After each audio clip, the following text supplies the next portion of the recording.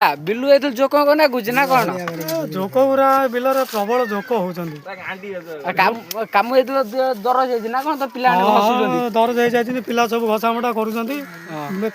ତଣ୍ଟି ଗୁରା କଣ ଚିପୁଛ ହେଲା ବୁଢା ହେଇଗଲିଣି ମୁଁ। ତମ ଜୋକୁ ଦେଖିଲେ କଣ ପଳେଇ କାକା ହେଇଛ ବାଳ କାକା ଜୋକଟା ଟିକେ ଲାଗି ଯାଉଛନ୍ତି ଗୋଟରେ ସରୁଛି ରବଟର କମ ତାକୁ ମୁଁ ଧରି ପଳେଇ ଯାଉଛି।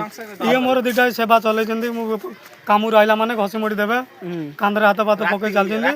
ହଁ ମୁଣ୍ଡ ଟିକେ ଝାଡ଼ି ଝୁଡ଼ି ପକାଉ। ହଁ ଆଉ ମାନେ କେତେ ବିଲ ରହି ସାରିଲଣି? ହଁ ବିଲ କଣ 5-7 ମାଣ ଖଣ୍ଡେ ରହିଛି। କାକା ଏବେ ଜାଣିଛ ନା ନୂଆ ଆଇଛି ସରକାର ଚାକିରି ଯେ ଆଗେ ବିଲ ରହିବ ମଦ ମିଳୁଛି।